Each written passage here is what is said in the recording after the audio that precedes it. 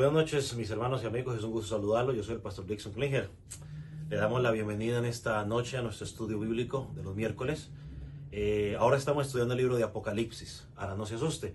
Yo creo que este es un libro que algunos se asustan al escucharlo, pero es un libro que tiene mucha bendición. El enfoque de este libro es Cristo como Cordero, Cristo como victorioso. Así que durante todo nuestro estudio estaremos viendo cómo Cristo va a obtener la victoria y cómo esto va a tener fortaleza sobre nuestras vidas. Así que quiero animarle a que busques papel, lápiz, tu Biblia y que nos acompañe. Así que en unos segundos comenzaremos. Dios te bendiga.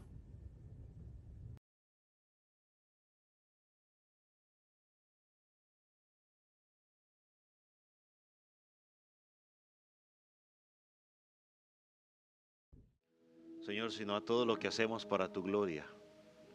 Señor, queremos no solamente cantar para ti, Señor, sino que queremos predicar para ti. Queremos testificar por honor a ti. Queremos vivir de una manera diferente, Señor, para darte adoración. Señor, porque tú buscas adoradores que te adoren en espíritu y en verdad. Señor, ese es nuestro deseo, nuestro anhelo. Señor, y que lo que cantamos con nuestros labios pueda ser una extensión de lo que hay realmente en nuestro corazón y en nuestra vida práctica, en nuestro diario vivir. Padre, en el nombre de Jesús, queremos ponernos en tus manos mientras meditamos en tu palabra. Te pedimos que tú puedas hablar a nuestras vidas a través de ella, que cada uno de los versículos que leamos, Señor, puedan hablar profundamente a nuestro corazón, a nuestra mente, y permite, Señor, que podamos poner en práctica cada una de esas cosas que tu palabra enseña.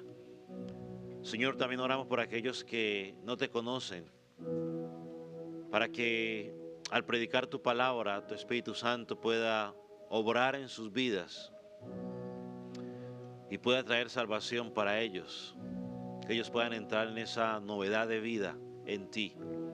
Padre, a ti sea la gloria y te damos gracias en el nombre de Jesús. Amén. Buenas noches, mis hermanos. Quiero invitarles a que vayan a su Biblia una vez más, al libro de Apocalipsis.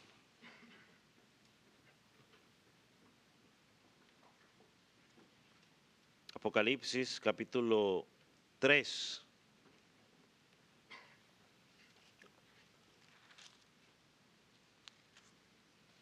Estamos en la quinta de las 7 iglesias de Apocalipsis en nuestro estudio sistemático, versículo por versículo de este libro. Y la semana pasada comenzamos a hablar algunas verdades sobre esta congregación y vamos a terminarlas. Así que me gustaría voy a leer el versículo 2, 3, vamos a leer el versículo 2 y 3. Dice la palabra del Señor de la siguiente manera: sé vigilante y afirma las otras cosas que están para morir, porque no he hallado tus obras perfectas delante de Dios. Acuérdate pues de lo que has recibido y oído, y guárdalo y arrepiéntete, pues si no velas, vendré sobre ti como ladrón, y no sabrás a qué hora vendré sobre ti. Puede tomar asiento.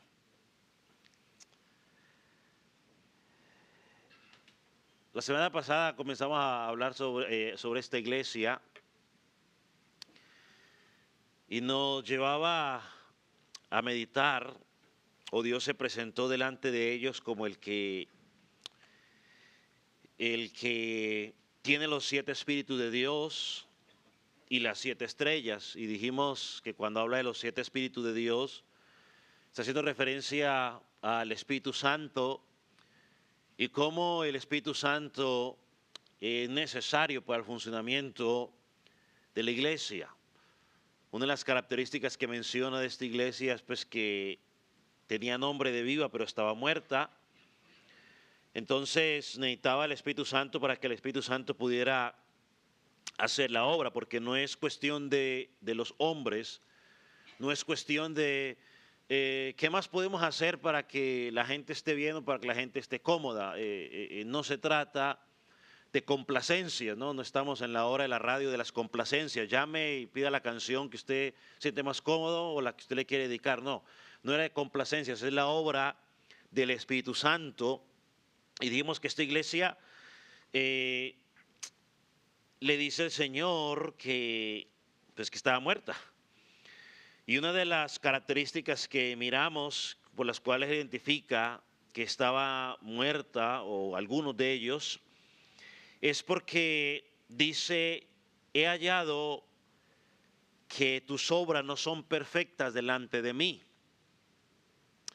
Y cuando hablamos de eso, de la palabra perfecta, no era de perfecta de que no cometen errores, sino que estaban siendo que incompletas, o que quizás no estaban haciendo de la motivación correcta, quizás la hacían por competencia los unos con los otros, quizás para ser vistos, quizás para ganar, no sé, alguna posición o qué sé yo.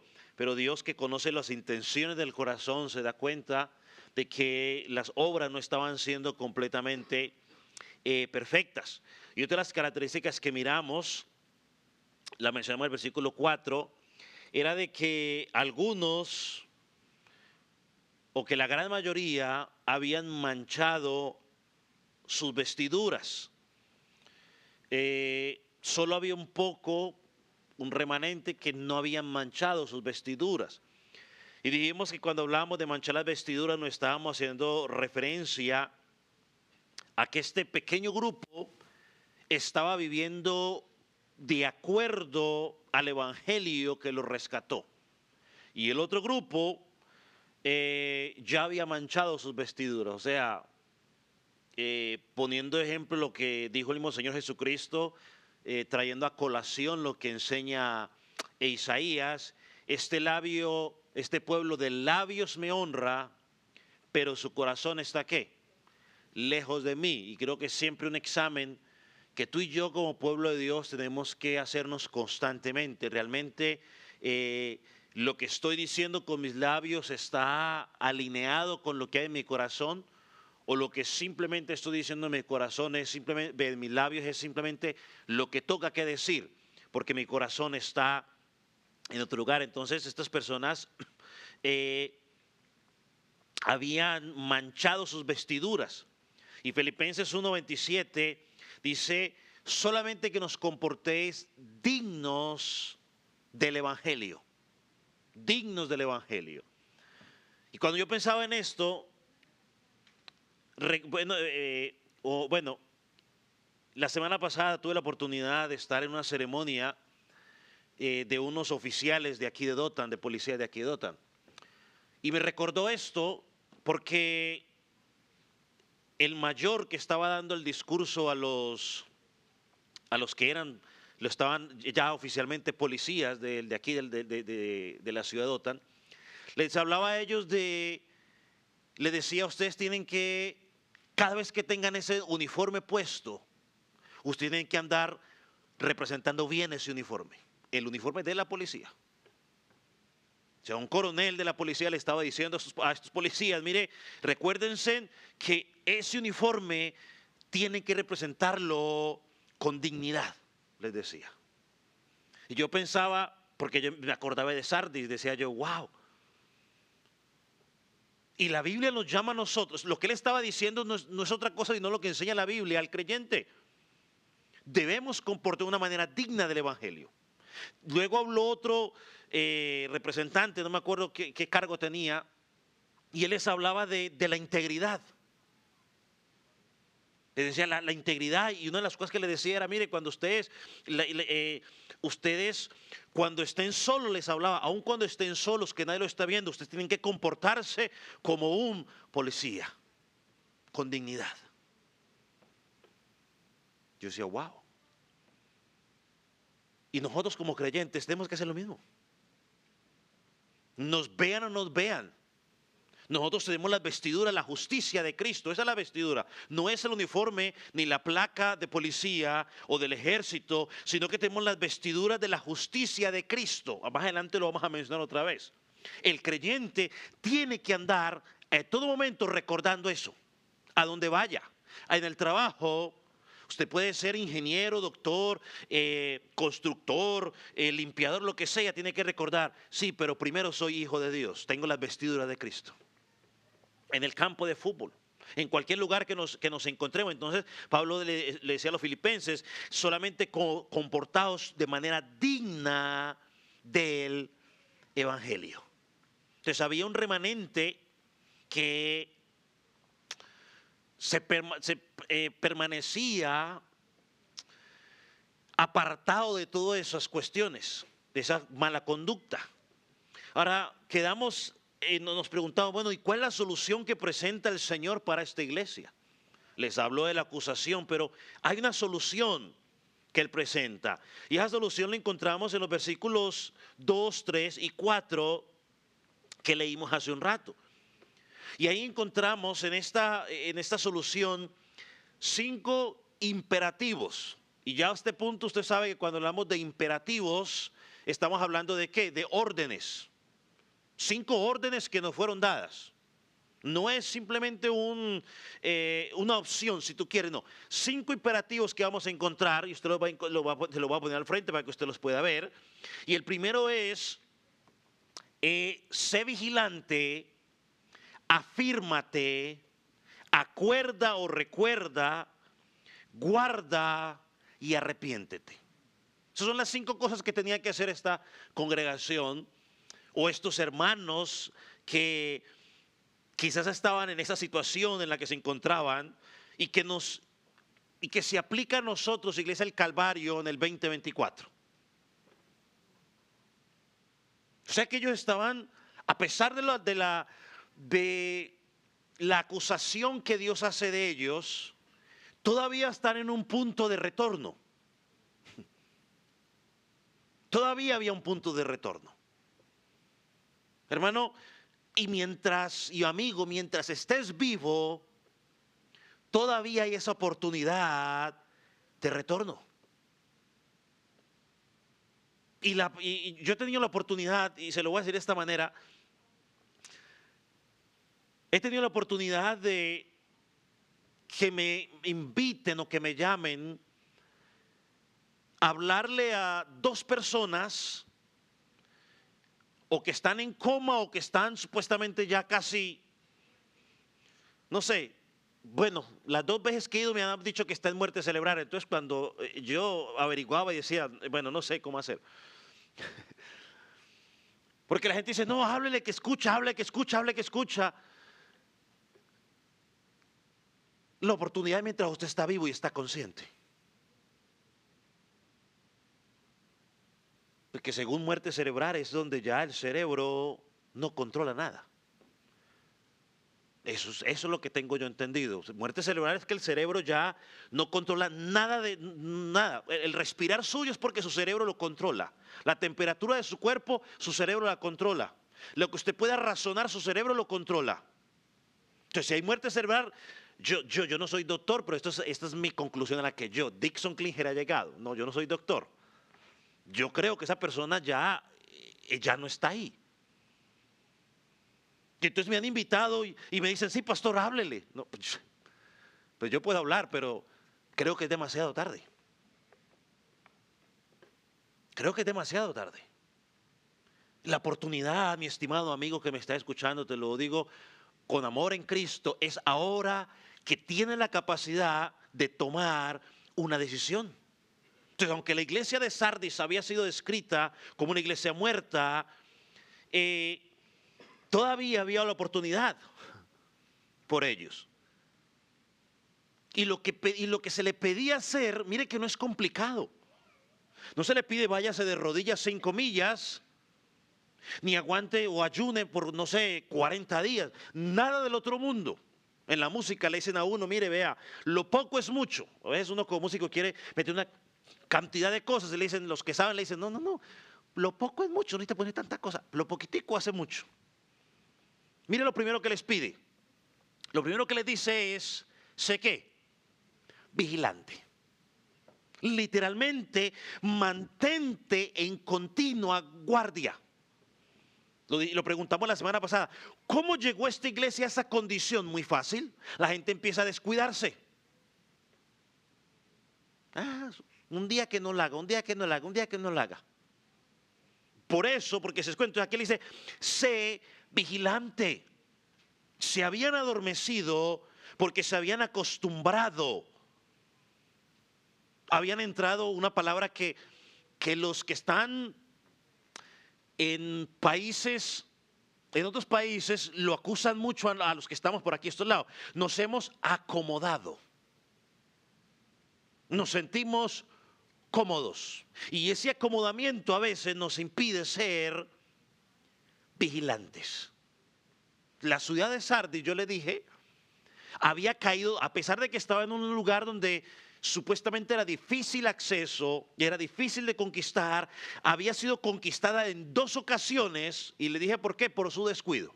Primero fue conquistada por Ciro y segundo por Antico. Ambos ejércitos penetraron con diferentes tiempos porque los de la ciudad se confiaron y dijeron, aquí no nos va a pasar nada, aquí nadie nos va a tocar porque estamos bien protegidos. Resultó la operación, dejaron de vigilar, dejaron de prestar atención y los atraparon. Así que el Señor usa este término para llamar a la memoria de estas personas, para que recuerden que lo que pasó con la ciudad les ha pasado a ellos. Por lo tanto, ahora, ¿qué tienen que hacer? Examinar constantemente su vida. Ser vigilante, ¿no fue lo que el Señor le dijo a los discípulos? Velad y orar. ¿Para qué? Para que no caigáis en tentación. Miren, no es para que no seáis tentados, es para no caer en la tentación. El orar, la vigilancia, estar atento. Y como iglesia tenemos que preguntarnos, ¿qué tan atento estoy yo? Satanás se viste como ángel de luz. Satanás es sutil. Y yo se lo he dicho en varias ocasiones. Satanás trabaja con planes establecidos. Él no improvisa. Él lo pone la cosa tranquilito, poquito a poco. Y confianza en confianza nos atrapa porque nos vamos confiando. No estamos vigilando. No pasa nada. Un día no pasa nada. Un día no pasa nada. Pregúntele a los que les gusta hacer ejercicio constantemente, que corren todos los días, cuando empiezan a dejar de correr, ¿qué pasa? Pierden la condición. Y lo que antes les parecía fácil, ya ahora les va a costar más. Segundo que tenían que hacer, afirmarse. La iglesia debía afirmar las cosas que estaban por morir. Posiblemente mantenían algunas cosas que todavía los identificaban como iglesia. Sin embargo, mencionamos que ya de todas maneras había una mundanalidad en ellos. Y Dios le dice, el Señor le dice, por ejemplo, en esta frase, las cosas que quedan, que están por morir, quizás se puede referir a miembros individuales de la iglesia. Y de pronto Jesús está llamando quizás a los más fieles a ministrar a ellos, aquellos que quizás están, no sé, dando evidencias de que su fe se está debilitando. Creo que es un llamado a todos a involucrarnos, a hacer la diferencia. Ese remanente pequeño a marcar la diferencia. O sea, ese dice las cosas que quedan, habla de que hay un trabajo por hacer, iglesia. Fortalecernos. Quizás estaban predicando la palabra. Algunos comentaristas dicen que quizás, claro, predicaban la palabra porque si no predicaban la palabra, pues no eran identificados como iglesia. Pero que quizás tenían un problema con ello. Que quizás predicaban la palabra, pero predicaban la palabra al gusto del oyente. Como el buffet, ¿no? La vez que está el buffet ahí, al gusto, lo que usted quiera comer. Rápido, sin necesidad de usted esperar. Otros restaurantes, pues, toca que esperar un poquito más. Quizás, no, quizás estaban diluyendo la palabra. Otros dicen que quizás también no estaban administrando bien lo que es el bautismo y la cena del Señor. De pronto la estaban tomando indignamente, como menciona Pablo a la iglesia de Corinto. Otra cosa es decir, otros dicen que posiblemente también era la disciplina de la iglesia, que no estaban ejerciendo la disciplina en la iglesia. Una de las características de una iglesia de sana doctrina es que la iglesia disciplina a aquel creyente que no está actuando correctamente. Y eso no es dureza, eso es amor. Dejar que la gente haga lo que bien les parece, eso no es amor, eso es odio. Cuando uno ejerce disciplina, está mostrando amor. Lo tercero que dice de ellos es: acuérdate pues de lo que has recibido y oído. Literalmente, estos hermanos deberían recordar todo lo que les había sido enseñado. Es parte del problema que a veces nos pasa, digamos, como iglesia, es que no prestamos atención a la instrucción que recibimos de la palabra de Dios. Una de las razones por las cuales yo le digo a usted, cuando se está predicando la palabra de Dios, usted tiene que estar atento.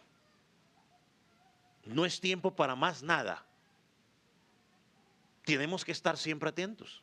Y a nuestros hijos hay que irles enseñando. Tienes que estar atento. Ellos van a aprender. Ellos quizás habían abandonado esas enseñanzas.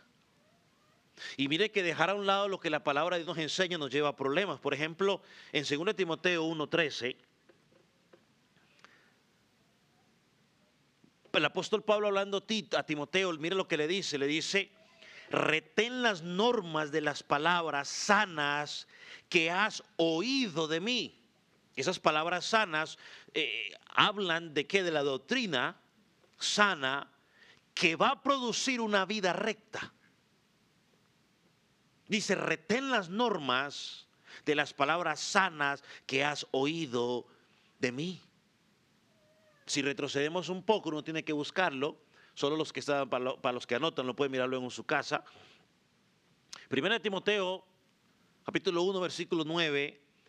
El apóstol Pablo da allí una lista de las malas conductas que surgen de abandonar la palabra de Dios. O sea que cuando conocemos la sana doctrina o cuando recordamos lo que hemos recibido, lo que hemos oído de la palabra de Dios, va a producir en nosotros una conducta diferente.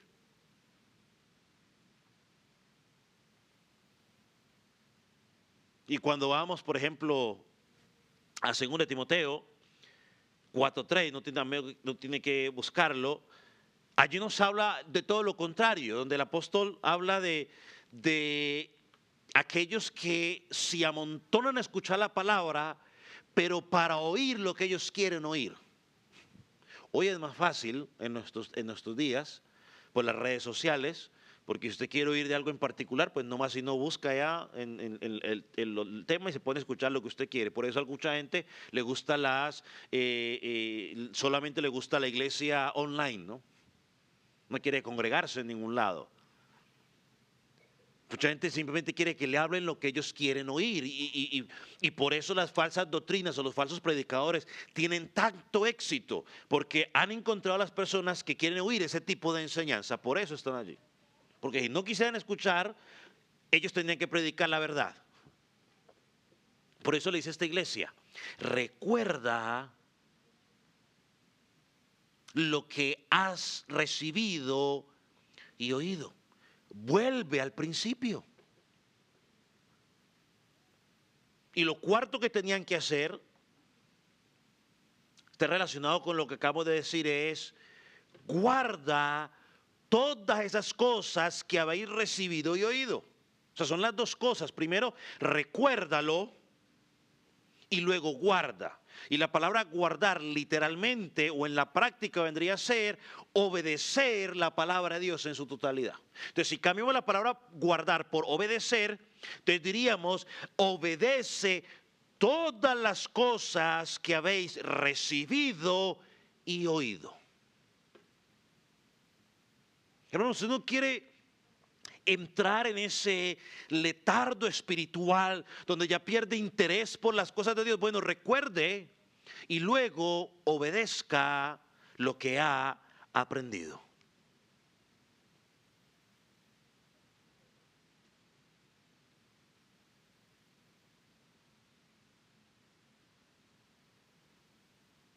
Esa es una de las bendiciones que tenemos nosotros en la palabra de Dios, que ella nos reta. Yo siempre digo, no es que yo como pastor tenga una lista específica de esto es lo que tienes que hacer y esto es lo que no tienes que hacer. No, no la tengo ni se la he dado a nadie. Pero lo que pasa es que cuando empezamos a obedecer la palabra de Dios y a entenderla, yo entiendo que esto no lo puedo hacer. No para quedar bien con el pastor, sino para honrar al Dios que sirvo. El apóstol Pablo lo dice claramente. Bueno, voy a decir primero la versión del predicador, que dice: joven, gózate en tu juventud, toma placer, toma deleite. Pero al final dice, sobre todo, Dios te va a juzgar. Usted puede hacer lo que quiera, pero Dios lo va a juzgar. Luego el apóstol Pablo dice, todas las cosas me son lícitas, todas, pastor, todas. Pero dice él, pero no todo me conviene. El otro versículo dice, pero yo no me voy a dejar dominar de ellas. Usted, hágale si usted quiere, pero ¿le conviene? ¿Debe dominarlos? Pues no. Entonces, hermanos, es guardar la palabra de Dios. Entonces, yo tengo que no solo recordar lo que he recibido y oído, sino que ponerlo en práctica. Y lo último imperativo que encontramos, que dice el apóstol Pablo, Juan aquí, es arrepiéntete, arrepentimiento. Su responsabilidad era escuchar, admitir su pecado, su responsabilidad, admitir su mundanalidad en la que les habían metido, su desobediencia, y lo que Dios le pedía es arrepiéntete, es decir, cambia de dirección. Metanoia, cambio de mente, cambia tu forma de pensar. Ya no pensamos, mi hermano, perdóneme, pero nosotros no pensamos como piensa el mundo. El mundo piensa en vivir la vida loca porque la vida es una sola. Nosotros pensamos que sí, sabemos que sí, la vida es una sola, pero nosotros disfrutamos de la vida de acuerdo a como Dios lo ha establecido en su palabra. El mundo piensa una cosa de la familia, nosotros tenemos una forma totalmente diferente a pensar de la familia. El mundo dice, no le digas esto al niño, no le hables duro al niño porque el niño se trauma. La Biblia dice, instruye al niño en su camino y la necedad, no, ese no es. La necedad está en el corazón del muchacho y la vara y la corrección lo alejarán de él. Hay que darles a veces pau. No seamos como Elí. Elí no hizo nada y Dios lo llamó a la cuenta. Imagínense si a veces a los hijos se los corrige y se complica la cosa, imagínense al que no se corrige. ¿Sabe qué? Pasó algo en Carolina del Norte hace muchos años, donde el pastor le decía a la hermana, traiga al muchacho a la iglesia, que tráigalo. Ah, que no quiere, pero si ve con usted, tráigalo. Ah, que no lo traía, no lo traía. Para hacerle corto la historia, luego como a los 17, 18 años, pum, terminó preso. Pastor, vaya ore por mi niño. No voy por allá, le dijo él. Ahora sí quiere. Cuando tuvo la oportunidad no quiso hacer nada, lo dejó hacer lo que quisiera. Allá está. Entonces, hermanos, cambio de dirección. El mundo piensa de una manera, nosotros pensamos de otra. Porque la Biblia nos llama a pensar de esa manera. Entonces la iglesia tenemos que ser vigilantes, iglesia tenemos que afirmarnos, iglesia tenemos que recordar, iglesia tenemos que obedecer, iglesia tenemos que arrepentirnos.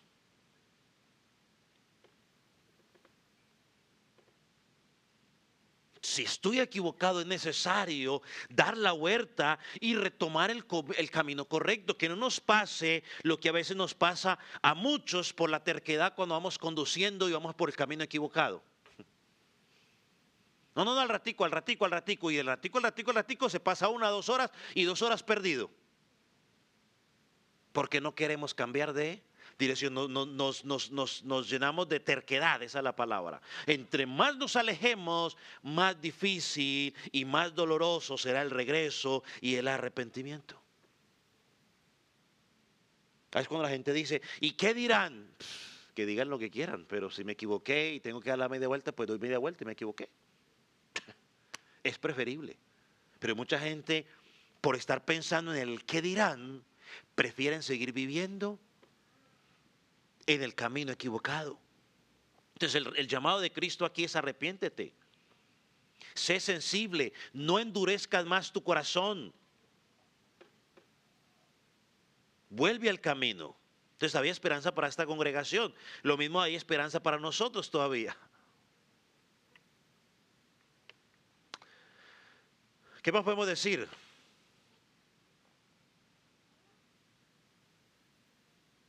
Solo el Espíritu Santo puede hacer la obra. Y yo creo que esa es la razón por la cual el Señor se introdujo en esta carta al saludarlos como el que tiene los 7 espíritus de Dios. Es el Espíritu Santo el que por medio de la predicación puede transformar la vida de los que escuchan. Yo no sé cuándo lo va a transformar, pero lo que yo sé como predicador es que mi responsabilidad es predicar la palabra tal y cual como es. Él en su momento hará la obra. Yo no tengo la autoridad para decir cuándo, ni cómo, ni dónde. Él la tiene. Mi responsabilidad es predicar fielmente la palabra de Dios y el Espíritu Santo se encarga del resto a su tiempo. Yo solamente puedo hacer como el profeta en el valle de los huesos muertos, Ezequiel, ¿no? Él simplemente habló y el Espíritu Santo fue el que hizo la obra y trajo vida a esas personas, ¿no? Y lo leí de un predicador hace mucho tiempo, que cuando nosotros predicamos la palabra, muchas veces estamos predicando a huesos muertos. Uy, usted me está entendiendo de que estamos hablando espiritualmente, ¿no? Muchos simplemente están muertos. Y el que va a dar vida es el Espíritu Santo, pero él va a usar la palabra de Dios. Él le dijo, él profetiza y entonces yo pondré mi espíritu sobre ellos. Dice Ezequiel 36, versículo 27, dice, pondré mi espíritu dentro de vosotros y haré que andéis en mis estatutos y guarden mis preceptos y los pongan por obra. Eso lo hará Él. Mi responsabilidad, tu responsabilidad como maestro, como predicador, es simplemente predicar tal y cual como está la palabra. El Espíritu Santo hará la obra en su tiempo. Entonces la única esperanza de estas personas era la obra del Espíritu Santo. Y la única esperanza para nosotros también es que el Espíritu Santo siga haciendo la obra en la iglesia del Calvario. No podemos hacer más. No podemos ofrecer cafecitos, ni galletitas, ni esas cuestiones para que sientan más cómodos. Ni una cajita para que nadie te mire y nada de eso, no. Señor, predicar tu palabra y haz tú la obra en ellos. Ahora, ¿qué más nos dice el pasaje? Porque uno podía preguntar, bueno, ¿y cuál es la razón por la cual deberían estos hermanos ser vigilantes, afirmarse, acordarse, obedecer y arrepentirse. Ahora miren lo que dice el versículo 3 al final. Dice, porque si no hacen nada de eso, dice, pues si no velas, vendré sobre ti como ladrón y no sabrás a qué hora vendré sobre ti.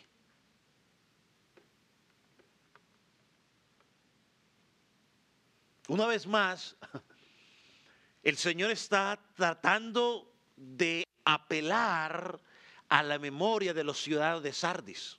Les dice, mire, vendré como ladrón en la noche. Recuerde, 2 veces los ejércitos vinieron a la escondida y los atraparon durmiendo y los acabaron. Dios les dice lo mismo. Si no se componen, va a pasar lo mismo con ustedes. Esta no fue la misma ilustración que el Señor Jesucristo utilizó para enseñar a sus discípulos en su segunda venida. Les dije, vendré como ladrón en la noche. Y es más, hizo el texto, dijo, si el padre de familia supiera a qué hora va a venir el ladrón, ¿no velaría? ¿No estaría dispuesto? Es como yo le digo a usted, mire, a su casa va a llegar un ladrón a las 3 de la mañana, ¿qué va a hacer usted? ¿Va a seguir durmiendo toda la noche? No, puede dormir, pero a las 2 de la mañana usted dice, listo, aquí me voy a levantar, voy esperando a ver a qué va a entrar el ladrón a robar. ¿Cierto? ¿O alguien no lo haría? Claro, todos estaríamos pendientes a ver a qué hora llega el ladrón. Bueno, eso es lo que Jesús dice. Si el padre de familia supiera que el ladrón va a venir, pues se prepara para cuidar. El apóstol Pablo también le dijo a los tesalonicenses, porque vosotros sabéis perfectamente que el día del Señor vendrá así como ladrón en la noche. ¿Cómo llega un ladrón? Bueno, los ladrones llegan callados. En el país se puso mucho de moda que cuando iban a robar a la gente, ellos echaban entonces, mire lo que hacían ellos, echaban supuestamente un polvo por debajo de la puerta que se llamaba escopolamina, y lo que hacía era eso de que eso dormía la gente y ellos entraban y robaban. Entonces, según dijeron que para evitar que eso pasara había que poner agua en alguna parte, una ponchera o alguna cosa con agua, un recipiente con agua, no sé sabe qué es ponchera, un recipiente con agua. Entonces, que al poner el recipiente con agua, cuando echaban el polvo, el agua iba a traer. Entonces, en todas las casas teníamos esas cosas, teníamos porque en la casa también la poníamos porque pues hay que estar preparados. El ladrón llega callado, el ladrón llega sin avisar. Entonces, yo no creo aquí que esté hablando de la segunda venida en particular. Está hablando de que va a llegar un juicio sobre ellos por vivir de la manera incorrecta, por vivir en desobediencia y por andar viviendo en compromiso con el mundo y dejando a Dios a un lado. Dios dice, yo llegaré a ustedes y les haré juicio sin avisar.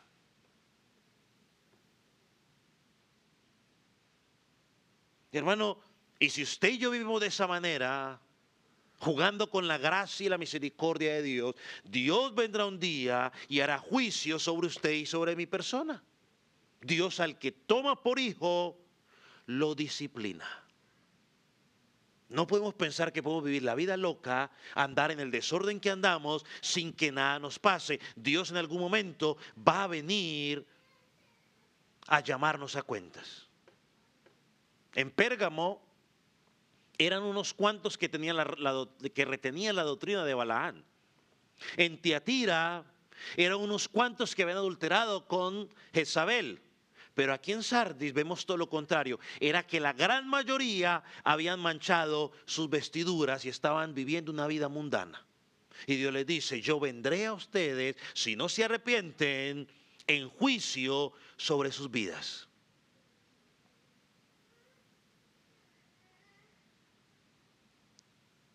¿Qué más nos dice el versículo 5? Dice el versículo 5, y esto nos lleva a la exhortación de la iglesia, a esta iglesia. Te dice, el que venciere será vestido de vestiduras blancas, y no borraré su nombre del libro de la vida, y confesaré su nombre delante de mi Padre y delante de los ángeles. Aquí hay una exhortación para esta iglesia de Sardis. Y yo podría pensar que esa exhortación es quizás para ese pequeño remanente que todavía no han manchado sus vestiduras. Dice, todos aquellos que vencieren, literalmente, a quienes perseveren hasta el final. Y yo lo he dicho en varias ocasiones, la perseverancia no es un requisito para la salvación, la perseverancia es una evidencia de la salvación, es el fruto.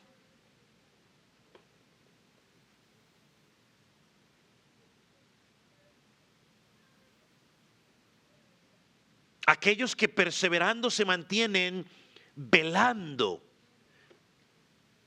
constantemente, toda su vida. Aquellos que perseverando se mantienen afirmándose en las cosas de Dios. Aquellos que se mantienen recordando lo que han recibido y lo que han oído. Aquellos que se mantienen guardando y aquellos que se mantienen en arrepentimiento. La perseverancia es una evidencia. En la vida cristiana uno ve muchas gentes, personas que pasan por la iglesia y así como pasan simplemente se van. Y no es que se van a otra congregación, sino que están en el mundo. Y usted pregunta, ¿pero por qué está en el mundo? Yo qué sé, tendrán sus excusas. Pero el que está en la fe y que no me digan por qué le han hecho, por qué no le han hecho, porque es que a todos los que participan en la iglesia nos han hecho o no nos han hecho algo. El que diga que no le han hecho nada es porque no se congrega. Pero toda persona que se congregue en una congregación donde todos seres humanos le han hecho o hemos hecho algo a alguien. No nos podemos hacer las víctimas que solo a mí, porque yo también le he hecho algo a alguien. Así que eso no es excusa para decir, ¿por qué no volvió? Porque me hicieron o porque no.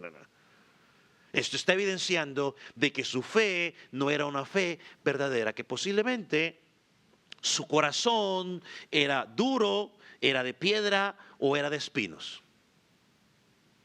Que por un momento, que por gozo y por la emoción del momento, de pronto parecía, pero no, eras como Demas, como Judas, como Simón el Mago. Es más, hasta como Saúl. Saúl ejerció hasta como rey. Pero más pagano que Saúl no había. Hay tres cosas que promete a ellos. Tres cosas que promete. La primera, serán vestidos con vestiduras blancas. Y es la misma promesa que vemos en el versículo 4, solo que ahora está en tiempo futuro. Aquellos que resistan la tentación de comprometer su fe, aquellos que no se adapten o no se acomoden a las cosas del mundo, dice que recibirán del Señor, del mismo Señor, vestiduras blancas. Dicen los entendidos que en 7 ocasiones aparece en el libro de Apocalipsis vestiduras blancas, que pueden significar el estado de justificación del creyente. ¿Ya? Esa en nosotros tenemos ahora, estamos vestidos con la justicia de Cristo, o sea, no con esta ropa, sino con la justicia de Cristo. Entonces yo me inclino a que lo que está haciendo aquí es ilustrar la justificación que tiene ese creyente. O sea, en el futuro tendrás esas vestiduras blancas que representan estar con Cristo por la eternidad.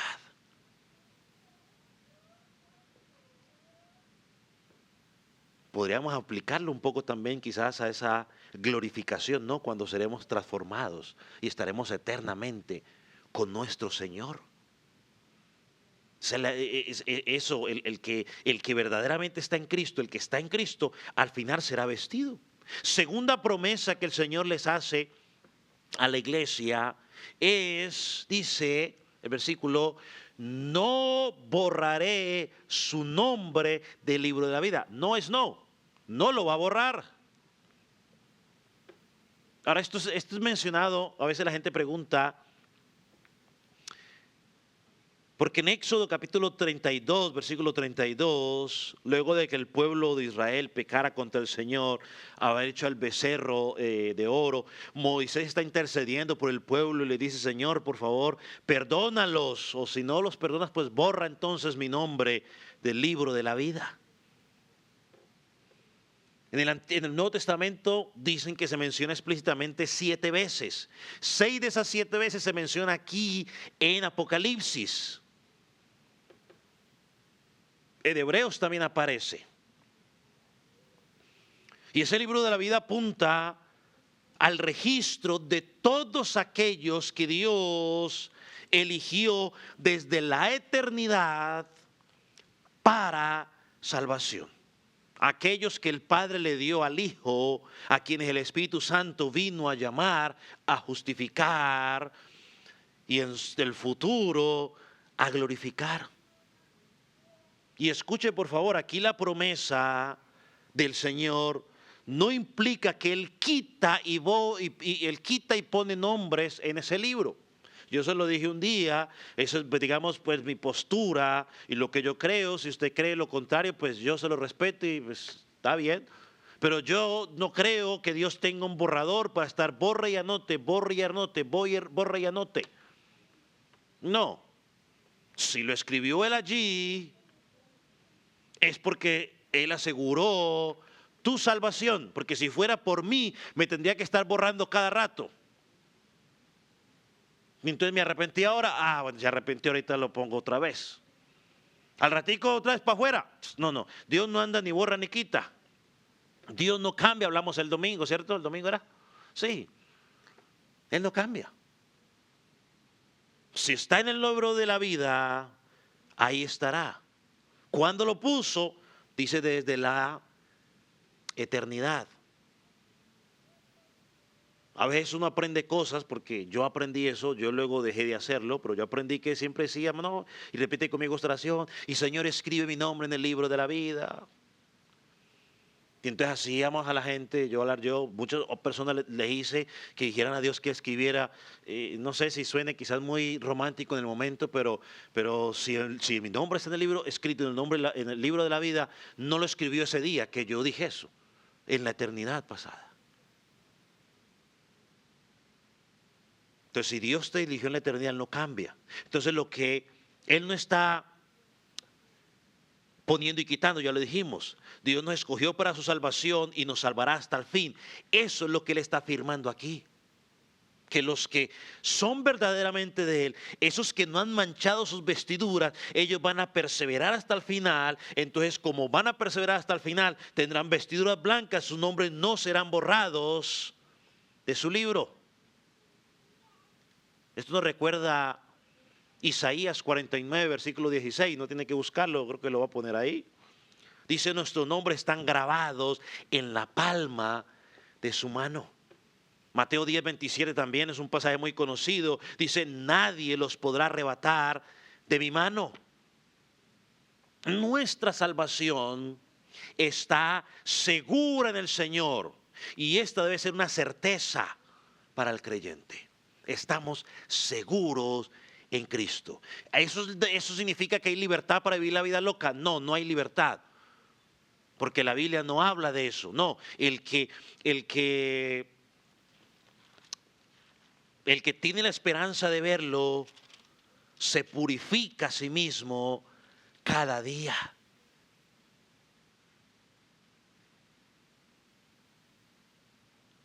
Sí, me acordé de un pasaje ahorita. Yo no lo dije eso, pero me acordé de un pasaje ahorita y se lo voy a leer. Apocalipsis 11, 22, porque algunos dicen, es que no, miren lo que dice. Apocalipsis 11, 22. En su momento, cuando llegaremos, lo hablaremos más a fondo. Pero miren lo que dice este pasaje. Algunos dicen, pues que yo sigo viviendo la vida loca. Pues bueno, pues siga viviendo usted la vida loca. Al fin y al cabo, la Biblia le dice que lo siga viviendo. Mira lo que dice. Le voy a dar tiempo para que lo busque. Apocalipsis 11, 22. ¿No tiene 22 qué? No, perdón, 22, 11. ¿Qué dije yo? ¿Dije 11, 22? No, perdón, hoy por mi culpa, por mi culpa, por mi culpa. No, es 22:11. Yo dije, pero ¿qué Biblia leen ustedes? Dije yo, esto tiene una Biblia rara.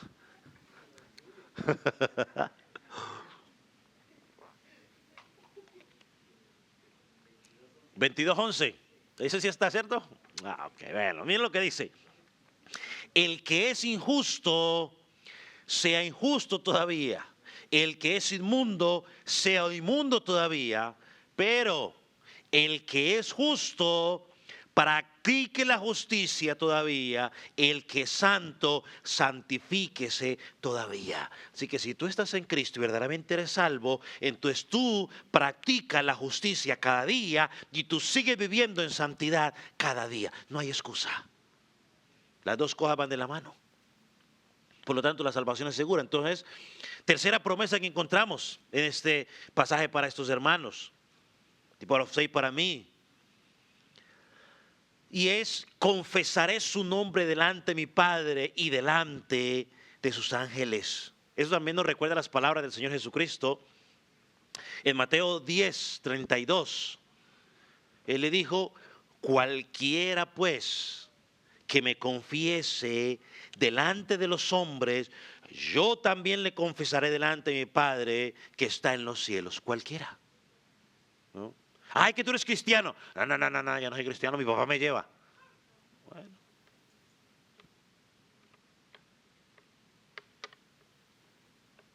La mayoría de las personas de aquí de Sardis no estaban confesando con sus vidas que le pertenecían a Cristo. Y aquí quiero enfatizar un poco. Confesar no es únicamente decir, oh sí, yo voy a la iglesia, porque a la iglesia viene, cualquiera puede venir a la iglesia. Esa es una confesión, ¿con qué? Con mi vida. Yo quiero confesar con mi vida, no me avergüenzo de él. Pero ellos preferían quedar bien con el mundo antes de quedar bien con Dios. Eso es una evidencia de que vivían para el mundo por temor al mundo. No, hay que confesar a Jesucristo con nuestra vida. Que nuestra forma de pensar, que nuestra forma de hablar, la gente pueda decir, esta persona es diferente. Entonces Dios les promete a ese pequeño remanente de Sardis que confesaran su nombre, que no se avergonzaran de él.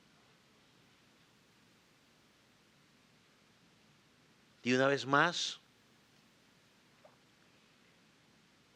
como mis hermanos hace un poco, eran pocos.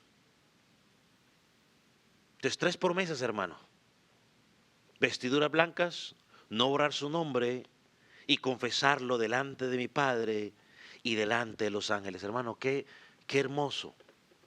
Cuando usted esté delante de la presencia, Él nos pueda decir, bien, entra en el gozo de mi Señor. No todo lo contrario.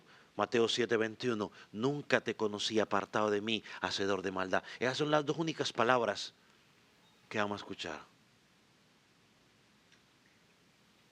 Si a uno le parece terrible escuchar otras palabras, ¿cómo tiene que ir a la corte? En el caso de los hombres en ese tiempo, ¿no? Cuando decían, no, yo lo quiero como amigo. Que eran terribles esas palabras.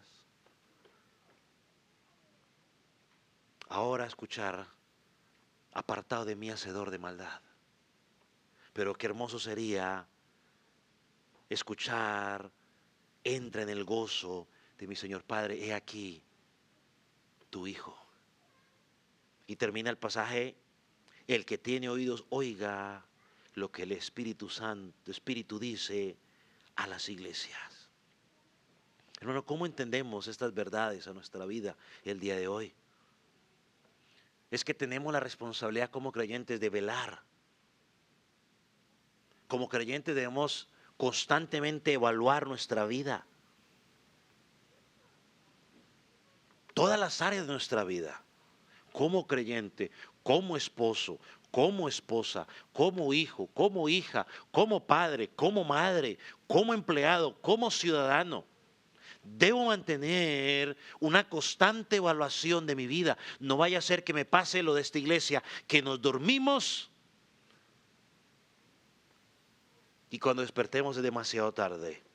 Como dijo un adagio muy popular, camarón que se duerme se lo lleva la corriente. Hay muchos que la corriente los está arrastrando porque estamos dormidos en las cosas del Señor. Estamos confiados. Hoy, mañana leo, mañana oro, mañana esto, y han pasado no sé cuántas mañanas, ya han pasado semanas, han pasado hasta meses, hasta años.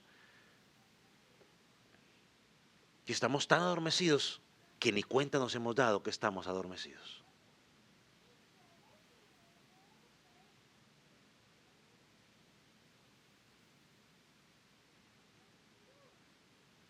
Entonces, hermanos,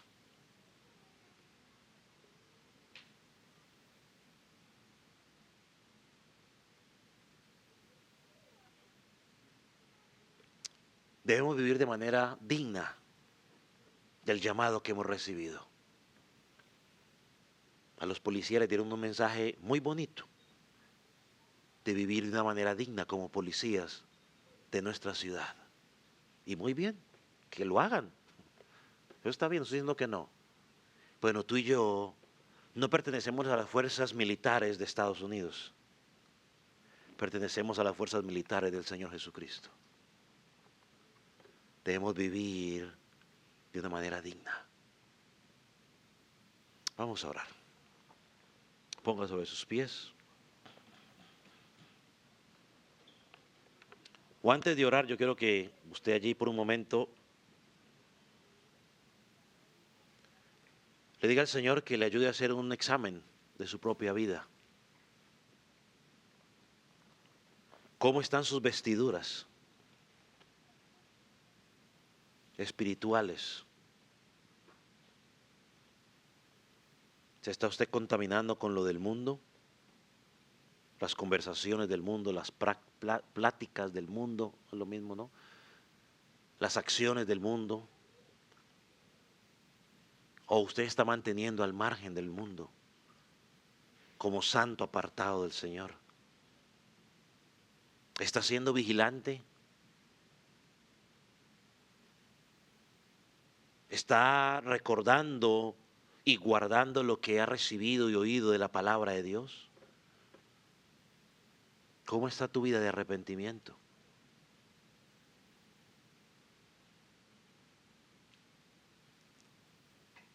¿Eres tú de los que persevera, como dice Hebreos, mirando hacia el frente y no mirando atrás? Que no somos de los que retrocedemos para perdición, sino los que miramos al frente, perseveramos.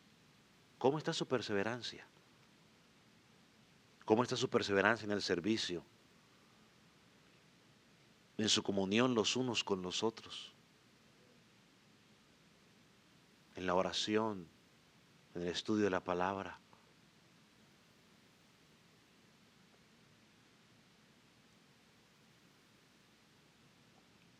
Padre, no estamos muy lejos, Señor. Quizás hay algunas cosas de Sardis en nuestra vida como iglesia. Señor, quizás algunas de nuestras obras no están siendo perfectas delante de ti. Señor, quizás nuestras vestiduras están manchando. Señor, permite de que podamos con honestidad examinar nuestras vidas. Señor, porque estamos a tiempo. Señor, gracias porque tú, si nos has tomado como tus hijos, nos disciplinas y nos muestras en qué hemos fallado, en la área que necesitamos. Señor, henos aquí de manera individual y de manera congregacional. Señor, que podamos recibir el reto de tu palabra. Señor, y hacer los correctivos necesarios. Padre, queremos impactar a esta ciudad, nuestro compañero de trabajo con nuestro estilo de vida. Señor, gracias. Gracias. Señor, quédate con nosotros como hasta ahora. Tu palabra ha sido hablada. Señor, si fue hablada conforme a tu voluntad, permite que sea recibida. Señor, si fue hablada simplemente por voluntad de hombre, que sea rechazada. Señor, que aquel que no te conoce hoy pueda clamar a ti por perdón y arrepentimiento. Escucha su clamor y que pueda entrar a encontrar salvación en ti. Y como dice tu palabra, que los cielos, los ángeles puedan alegrarse por un pecador que se ha arrepentido. Padre, gracias. En el nombre de Jesús. Amén.